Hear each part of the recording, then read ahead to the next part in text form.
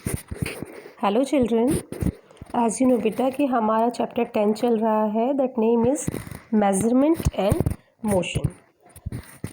और इसमें अब हमारा टॉपिक है that we are going to teach और understand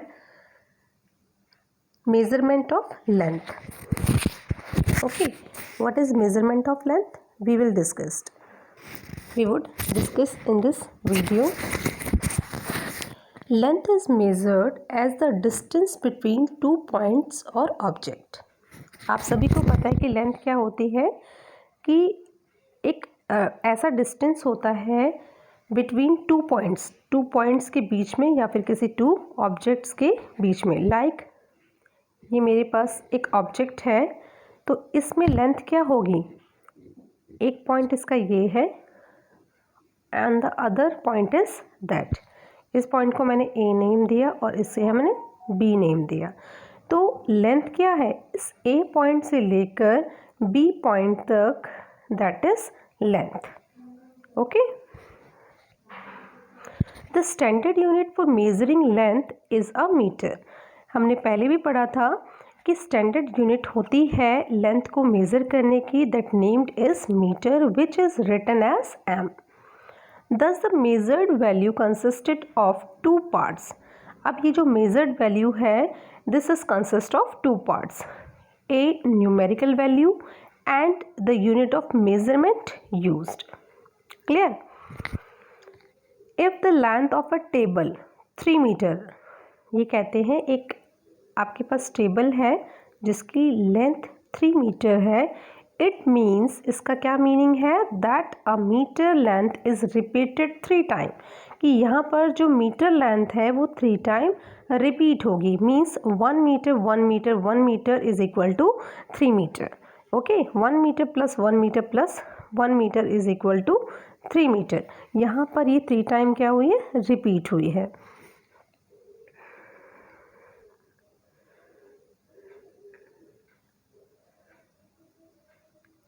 Multiples and submultiples of length. For measurement of larger quantities, multiples of fundamental units are used. एक large quantities को मापने के लिए फंडामेंटल यूनिट्स को यूज़ किया जाता है। For example the distance between two cities. Okay, two cities के जो बीच का डिस्टेंस है will be a very large value if measured in meter. अगर हम उसे मीटर में मेज़र करेंगे that means it is large value to measured. Therefore a multiple of meter or a kilometer means क्या है कि यहाँ पर मल्टीपल ऑफ मीटर भी होगा और मल्टीपल ऑफ किलोमीटर भी होगा, because there is a too much difference in between of two cities is use which is equal 1000 meter, और जिसका जो रिजल्ट निकलेगा वो किस में निकलेगा? 1000 मीटर्स में निकलेगा। Similarly to measure small quantities, बिल्कुल इसी तरीके से जब हम स्मॉल क्वांटिटीज़ को मल्टीप्लाई करते हैं तो मेज़र स्मॉल क्वांटिटीज़ यानी कि छोटी क्वांटिटीज़ में कोई चीज़ निकाल रहे हैं तो हम क्या करते हैं? Sub multiples of fundamental units are used.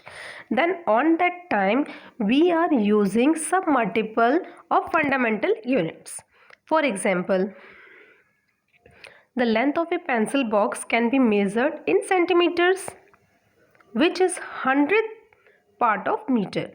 आप सभी को पता है ना बच्चे कि हम पेंसिल बॉक्स का जो मेजरमेंट है वो सेंटीमीटर में निकाल सकते हैं, जो क्या होगा? Which is 100th part of metre, जो मीटर का एक 100th पार्ट होगा।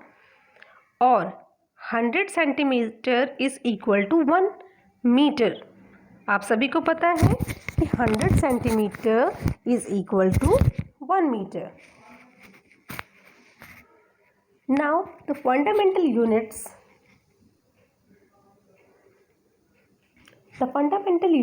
There multiples and submultiples can be inter converted.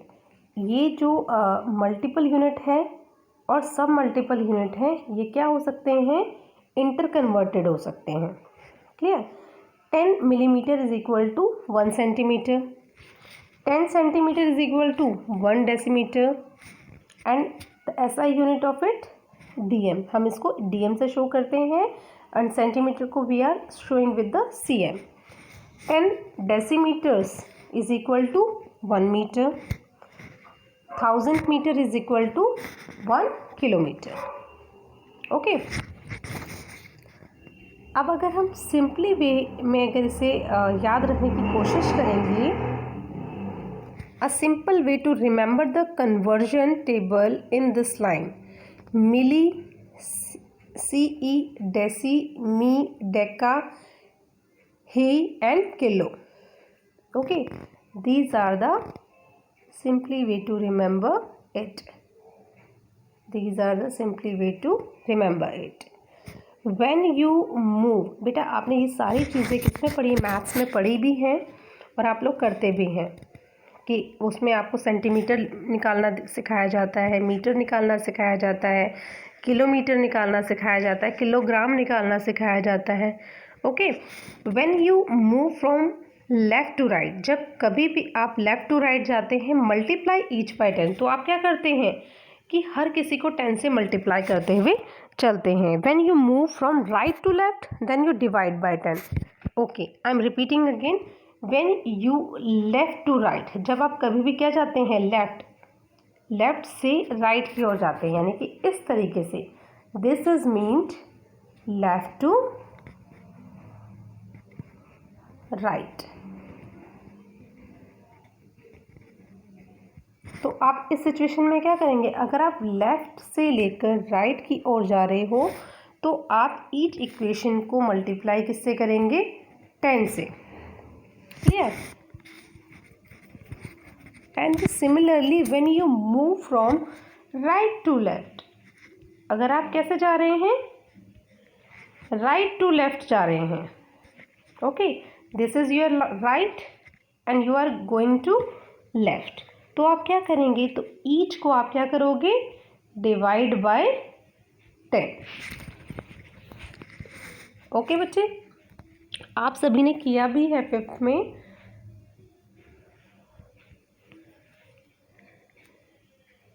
there is some more example.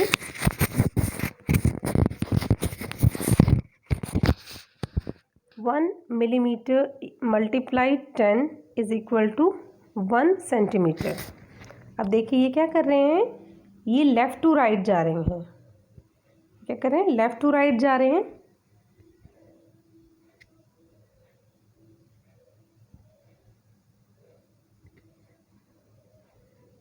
ये लेफ़्ट है एंड इट इज़ राइट, तो यहाँ पर क्या होगा, मल्टीप्लाई बाय 10. यहाँ पर ये क्या करें, मल्टीप्लाई बाय 10. और जब ये क्या होगा, जब ये राइट टू लेफ्ट जाएगा then it is divided by 10. Clear. 1 millimeter multiply 10 equal to 1 centimeter. 1 centimeter multiply 10 equal to 1 decimeter. 1 decimeter multiply 10 equal to 1 meter. 1 meter multiply 10 equal to 1 decameter. 1 decameter multiply 10 equal to 1 hectometer. And 1 hectometer multiply 10 equal to 1 kilometer. This is the sequence.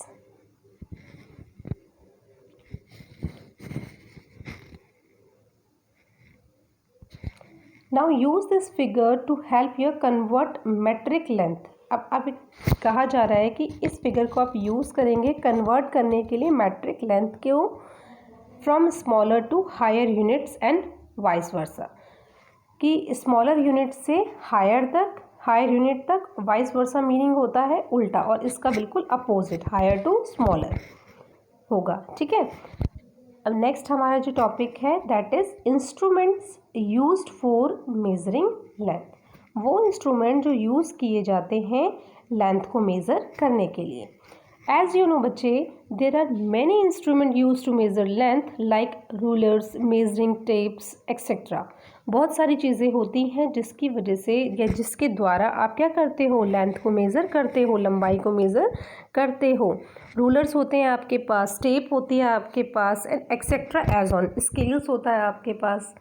इसी तरह से बहुत सारी चीज़ें होती हैं आप को मेज़रमेंट के लिए, लेंथ को मेज़र करने के लिए। The type of instrument to be use depend on the type of the work. जो टाइप ऑफ इंस्ट्रूमेंट है वो किस पर डिपेंड करता है?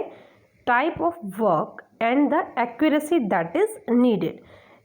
उस तरह के काम की या फिर उस एक्यूरेसी की कि जिस समय पर आपको जिस चीज़ की ज़रूरत है। मान लीजिए कि अगर आप ने देखा होगा कि जो घर बना रहे होते हैं वो क्या करते हैं, लेंथ को मेज़र करने के लिए उनके पास अलग से कुछ होता है ना, कुछ एक थ्रेड जैसा वो कुछ होता है मेज़रमेंट के लिए, और इंच टेप भी होती है उनके पास। तो इस तरह की उन्हें अपने काम के लिए जिस चीज़ की ज़रूरत है वो क्या करेंगे, उसको एक्यूरेसी देने के लिए उसी टाइप के इंस्ट्रूमेंट का यूज़ करेंगे। That means for example for measuring small length, अगर आपको छोटी छोटी लेंथ्स को मापना है in geometry we require 15 centimeter long scale ruler.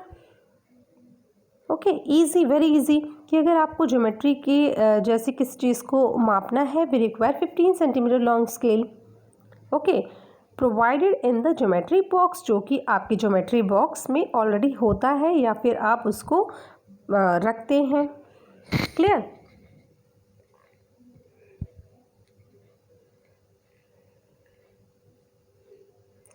Measuring tape which is flexible. आप सभी को पता है measuring tape is flexible, is used by a tailor to take our body measurement like that of our chest, waist and body parts. जो flexible, जो measuring tape की हम बात करें, ये कैसा होता है? फ्लेक्सिबल होता है, जिसका यूज़ टेलर करते हैं। किस लिए करते हैं? जब हमने उन्हें कोई भी कपड़े दिए हैं सिलने के लिए, they needed to be measurement to our body, तो वो हमारे उस कपड़े को सिलने से पहले क्या करते हैं? मेजरमेंट के लिए मेजरमेंट लेते हैं, लाइक चेस्ट, वेस्ट और अदर बॉडी पार्ट्स, जैसे कि आपकी स्लीव्स, ओके, लेंथ कितना रखना है, etcetera. A meter scale is used by cloth merchant, और जो मीटर स्केल होता है वो क्लॉथ मर्चेंट के द्वारा यूज़ किया जाता है। Stiff steel measuring tape is used for masons. Stiff steel measuring tape किसके द्वारा यूज़ की जाती है? मैसन्स के द्वारा, कारपेंटर्स के द्वारा and the civil engineers. We can measure very small length, हम छोटी लेंथ को भी माप सकते हैं by using special instrument, special instrument का यूज़ करके, like vernier calipers and the screw gears. The detail about the methods to use these instruments will be discussed in higher classes, और इन सभी इंस्ट्रूमेंट के बारे में डिटेल में हम अपनी हायर क्लासेस में पढ़ेंगे। These are some pictures of these measurement instrument, measuring instrument like vernier calipers, ruler, screw gauge, flexible measuring tape and steel tape. Okay, इस तरह का यूज़ होता है ना मैसन के द्वारा, इंजीनियर्स के द्वारा, कारपेंटर के द्वारा।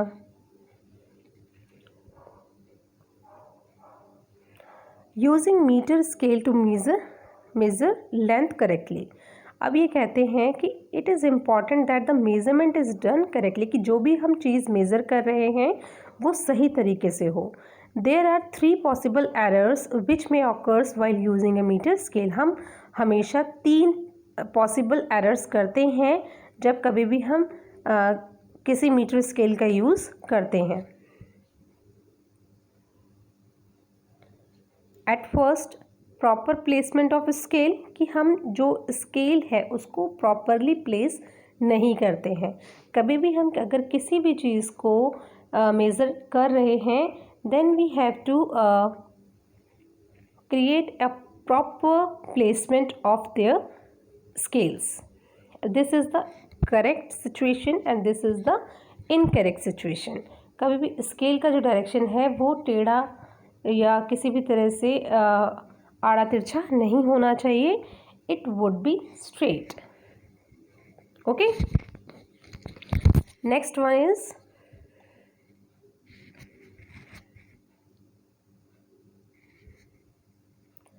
Parallax error.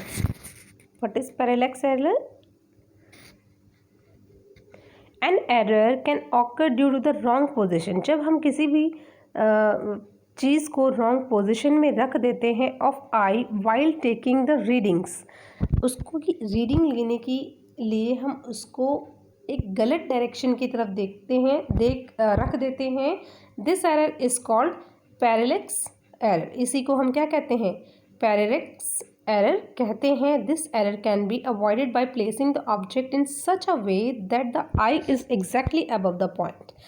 ये एरर कब हम सही कर सकते हैं? इसको हम तब अवॉइड करेंगे जब हमने जो भी ऑब्जेक्ट रखा है उसको जब हम मेज़र कर रहे हैं तो हमारा जो आई कॉन्टैक्ट है बिल्कुल उसी की ओर पॉइंट आउट हो. एग्जैक्टली, ठीक है, exactly eye is exactly above the point where the measurement is to be taken. ये जो आई का डायरेक्शन है वो बिल्कुल स्ट्रेट होना चाहिए. This is called parallax error. Next one is, in case of damaged zero mark of the scale, the portion of scale near the zero mark may be worn out.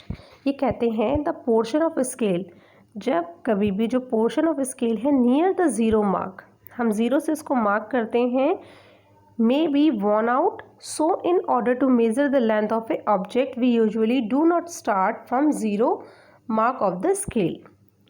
कि हम उसको जो measure करते हैं वो zero से नहीं कर रहे हैं यहाँ पर. In such cases we should use any other full mark of scale and then must subtract the reading. तो उस टाइम हम क्या करेंगे? फुल हमने मार्क किया स्केल से और सब्ट्रैक्ट कर दिया रीडिंग को of this full mark of reading at the other and. For example, आपको एग्जाम्पल दिया हुआ है फिगर ए में और फिगर बी में. ए में क्या दिखाया गया है? The length of the block is 7 - 1 = 6 meter. देख लीजिए कि इस ब्लॉक को ज़ीरो से मेज़र ना करके कहाँ से मेज़र किया गया है? 1 से मेज़र किया गया है. यहाँ पे ज़ीरो वाला पॉइंट है ना, ज़ीरो से मेज़र ना करके इसको कहाँ से मेज़र किया गया है? 1 पॉइंट से मेज़र किया है. और कहाँ तक किया गया?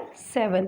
बिकॉज ये ज़ीरो से मार्क नहीं था, सो दैट यहाँ पर क्या हुआ है? 7 - 1 = 6. ओके. अगर हम इसको स्टार्टिंग यानी कि ज़ीरो से ही मेज़र करते तो हमारी जो मेज़रमेंट निकलती वो क्या निकलती? ऑलरेडी 6 निकलती. और दूसरी तरफ हम देखते हैं, can you find the length of block in figure B. अभी कह रहे हैं कि जो फिगर बी है, क्या उस ब्लॉक की लेंथ हम देखेंगे कि कितनी है. अब इसमें जो स्टार्टिंग की गई है वो 3 से की गई है. ठीक है, 3, 4, 5, 6, 7, 8, 9. अब हम इसे काउंट करेंगे. 1, 2, 3, 4, 5, 6 एंड 7. इसमें भी क्या किया है? यहाँ पर 7 आया है. लेकिन इससे पहले हमारी कितनी यूनिट्स जा चुकी हैं?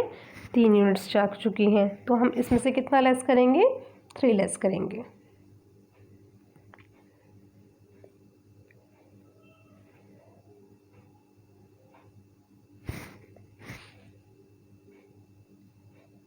समझ में आया बेटा सभी बच्चों को?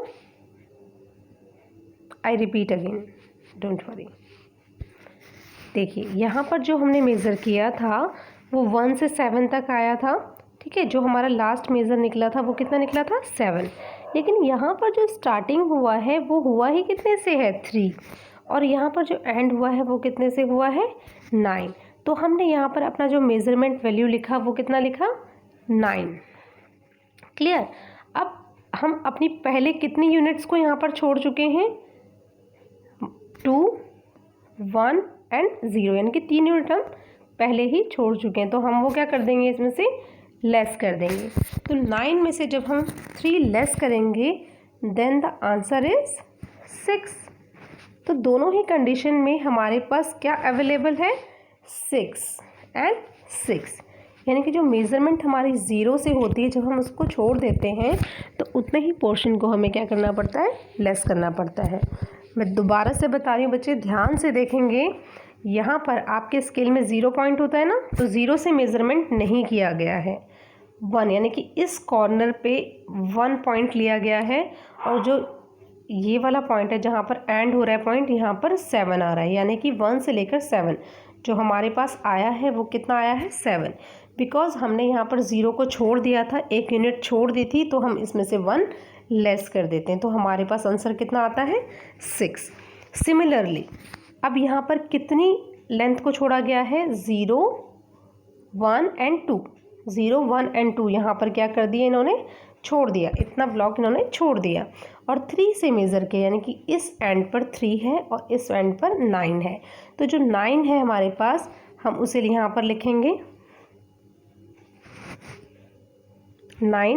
ओके, अब कितनी यूनिट हमने छोड़ी थी 0, 1, 2, हमने क्या क्या छोड़ा था 0, 1, 2, तो ये कितनी यूनिट हो गई 1, 2, 3 यूनिट्स हो गई। ठीक है, तो हम यहाँ से 9 माइनस 3 करेंगे, then the answer is 6 also. Okay, तो कभी भी जब हम मेज़रमेंट करते हैं तो कुछ बच्चे ऐसे होते हैं जो इस तरीके से मेज़र करते हैं, दैट वुड बी रॉन्ग। ये क्या होगा, गलत होगा। मेजरिंग स्मॉल थिकनेस, अगर आप छोटी सी थिकनेस को कहीं पे मेज़र करना चाहते हो तो आप कैसे करोगे।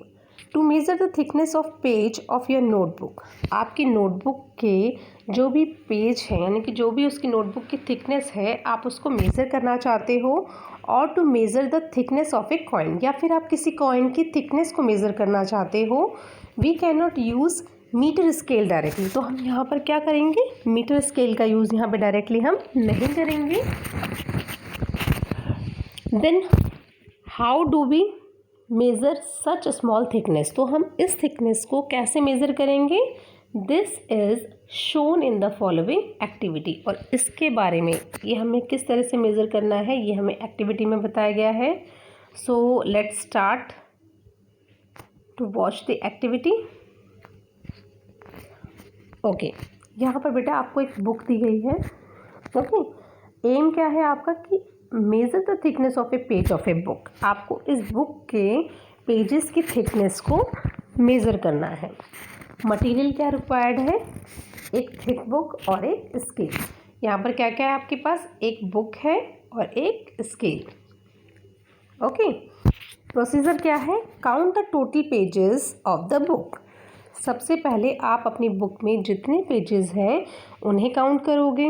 Okay, next measure the total thickness of these pages, अब यही जो पेजेस हैं, ओके, ये जो पेजेस हैं इनकी ये जो थिकनेस है इसको आप स्केल के थ्रू क्या करोगे, मेज़र करोगे, इसकी थिकनेस को, इसकी मोटाई को आप स्केल से मेज़र करोगे और नोट करोगे। सबसे पहले टोटल नंबर ऑफ पेजेस, जितने भी पेजेस हैं, लाइक आपके पास 200 पेजेस हैं। ओके, और टोटल थिकनेस जो है, ये जो यहाँ से लेकर यहाँ तक जो थिकनेस है वो कितनी है 5 सेंटीमीटर। ओके, हमने दोनों ही लिख लिया। अब यहाँ पर क्या है, थिकनेस ऑफ पेज हम कैसे निकालेंगे, सबसे पहले हमने जो टोटल नंबर ऑफ पेजेस था वो कितना था हमारे पास, एज्यूम किया हमने 200 कि 200 पेजेस इस बुक में है, और जो इसकी थिकनेस है, टोटल थिकनेस ऑफ बुक, ठीक है, जो टोटल थिकनेस ऑफ बुक है, सॉरी इसे हम ऊपर लिखेंगे, थिकनेस ऑफ पेज निकाल रहे हैं हम। ठीक है, थिकनेस ऑफ पेज निकालना है हमने, तो हमने क्या करना है, सबसे पहले टोटल थिकनेस ऑफ बुक रखना है जो हमारे पास है 5 सेंटीमीटर, अपॉन में टोटल नंबर ऑफ पेजेस। अब हमारे पास जितने नंबर ऑफ पेजेस हैं वो हम यहाँ लिखेंगे। ठीक है, अब द थिकनेस ऑफ 1 पेज, अब जब आप इसको इससे डिवाइड कर दोगे तो आपके पास एक पेज की थिकनेस निकल आएगी। क्लियर हो गया। ओके,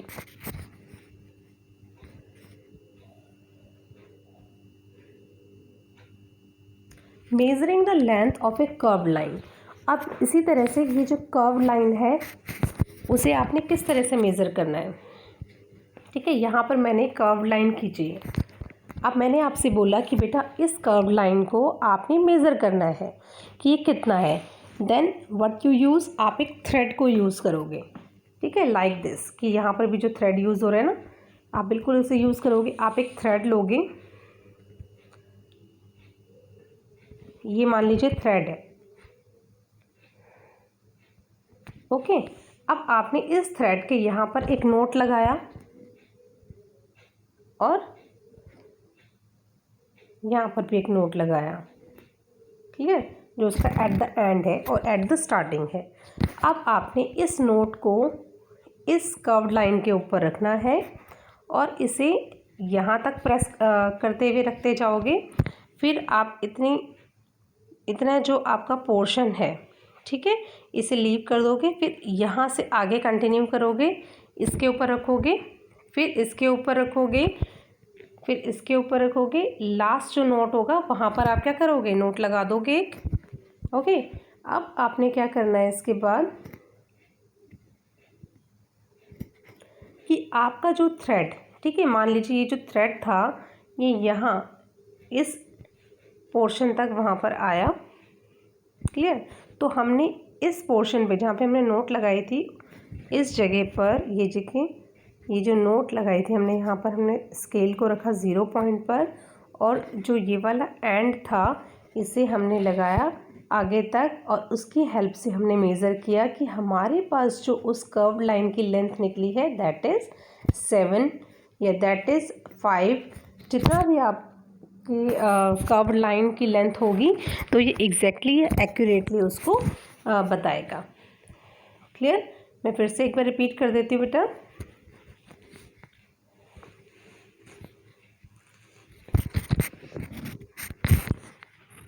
आपके पास एक कर्व्ड लाइन है और ये एक थ्रेड है, ठीक है, ये क्या है, एक थ्रेड है।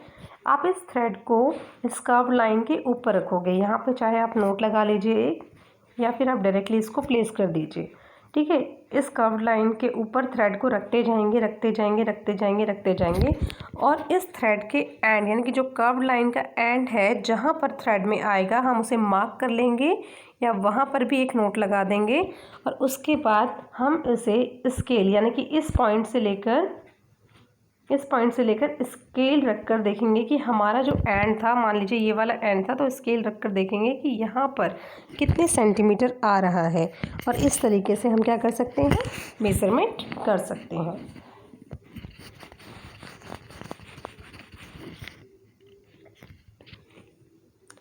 Next is rest and motion. Observe a clock carefully. आप एक क्लॉक को केयरफुली ऑब्जर्व कीजिए। Note the position of the clock, और क्लॉक की जो पोजीशन है उसको आप नोट करते रहिए। And the position of its minute hand, और जो उसका मिनट हैंड है उसकी पोजीशन को भी आप क्या करेंगे, ऑब्जर्व करेंगे। वेट फॉर 5 मिनट्स, उसको 5 मिनट के लिए वेट कीजिए। Again note the position of both, और सिमिलरली आप दोबारा से ही जो पोजीशन है वो नोट डाउन कीजिए। Which of two is eight the same position, इनमें से कौन से हैं जो बिल्कुल सेम पोजिशन पर है। Which of the two has changed its position, और कौन से दो ऐसे हैं जो अपनी पोजिशन को चेंज कर चुके हैं। If an object does not show any changes, अगर कोई भी ऑब्जेक्ट किसी भी चेंजेस को शो नहीं करता है in its position with time, okay, it is set to be stationary, तो उसे हम क्या कहते हैं, स्टेशनरी कहते हैं, या फिर हम उसे एट रेस्ट कहते हैं। Okay, I am repeating again. If an object, अगर कोई भी object does not show any changes in its position with time, कि समय के साथ अगर कोई भी ऑब्जेक्ट अपनी पोजीशन को चेंज नहीं करता है तो हम उसे स्टेशनरी और एट रेस्ट कहते हैं। Okay, since the clock did not change its position, आपने देखा कि क्लॉक ने अपनी पोजीशन चेंज नहीं की थी। इट इज़ एट रेस्ट, तो वो क्या थी वहाँ पर, rest. It will change its position only if somebody lifts it, एक क्लॉक तभी वहाँ से अपनी पोजीशन चेंज करती है जब कोई उस क्लॉक को उस जगह से उठाकर दूसरी जगह रख दे। Okay, if an object changes its position with time, अगर कोई भी ऑब्जेक्ट टाइम के साथ अपनी पोजीशन को चेंज करता है तो हम उसे क्या कहते हैं, मूविंग और इन मोशन, कि वो मूव कर रहा है और मोशन में है। The minute hand change its position. आप सभी को पता है कि जो मिनट हैंड है वो अपनी पोजिशन को चेंज करता है इन 5 मिनट्स। हर 5 मिनट में वो अपनी पोजिशन को चेंज करता है। Therefore it is said to be moving, इसीलिए हम उसे क्या कहेंगे, मूविंग और in motion. Can you name some other stationary object around you. आप अपने आसपास कुछ ऐसे स्टेशनरी ऑब्जेक्ट के बारे में बता सकते हैं, ओके, जो क्या है, जिसकी पोजीशन सेम हो, वो तभी लिफ्ट, जब आप उसको लिफ्ट करेंगे तभी वो अपनी पोजीशन को चेंज करेगा, otherwise not. Now flatten up your palm. अब आप अपने जो पाम है उसको फ्लैटन कर लीजिए, जो आपकी हथेली है उसको फ्लैटन कर लीजिए। Place the clock on this palm. अब आप क्या करेंगे, अपनी क्लॉक को पाम में प्लेस करेंगे। टेक अ फ्यू स्टेप्स, और कुछ स्टेप्स चलेंगे। Are you now in motion, क्या आप अभी मोशन में हैं। What about the clock, the clock continues to be at the same place of your palm. क्या वो जो वॉच है, वो जो क्लॉक है, वो आपकी पाम में कंटिन्यूस उसी प्लेस पर है जहाँ पर आपने उसे रखा था। It is now at rest और इन मोशन, अब वो रेस्ट पर है या फिर एक मोशन में है। The clock is at rest with respect of your body but is in motion with respect to the other object in the room. जो क्लॉक है with respect to your body, rest, वो rest पर है, क्यों, क्योंकि वो आपकी body पर है, लेकिन it is in motion with respect to other object in the room, लेकिन दूसरे ही ऑब्जेक्ट जो हैं वो क्या है, इन मोशन में हैं, जो कि उस रूम के अंदर है। मोशन इज़ ऑलवेज ऑब्जर्व्ड, जो मोशन है वो हमेशा ऑब्जर्व किए जाते हैं, and measured with respect to a frame of reference. When we walk, जब हम चलते हैं, we change our position, तो हम अपनी पोजिशन को भी चेंज करते हैं। with respect to the floor, जैसे जैसे फ्लोर होगा आप उधर चल रहे हो तो आप क्या कर रहे हो, अपनी पोजीशन को चेंज कर रहे हो। विच इज़ एट रेस्ट, लेकिन जो आपका फ्लोर है वो क्या है, वो तो रेस्ट है, वो तो नहीं चल रहा ना। The fan is at rest, fan जो है वो रेस्ट पर है। Whereas its blades are in motion, लेकिन जो उसकी ब्लेड्स हैं वो क्या हैं, वो मोशन में है। When you sit in a bus, moving बस, जब आप किसी बस पे बैठते हो, यू आर एट रेस्ट, आप उस समय पर रेस्ट पोजिशन पे होते हैं with respect to the bus but the moving with respect to the object outside, लेकिन वो जो बस है वो क्या है, वो मूविंग है। And you are, because on this position you are in the rest but bus is on moving with respect to the object outside. Okay, अब आपका जो नेक्स्ट टॉपिक है, आपका जो चैप्टर है अब आपकी नेक्स्ट वीडियो में कंप्लीट हो जाएगा। आज आप इसी वीडियो को अच्छे से रीड आउट करेंगे, वॉच करेंगे, and if you face some problem then after completed your chapter I will take your queries. तो आपको जो भी क्वेरीज हो आप उसके बाद मुझसे पूछ सकते हैं। ओके, अभी अब बच्चा जितना मैंने आपको समझाया है इसे दोबारा से एक बार रीड आउट करेंगे एंड अंडरस्टैंड करने की भी कोशिश करेंगे बच्चे, ठीक है, कि मैंने आपको क्या समझाया है। Thanks for watching.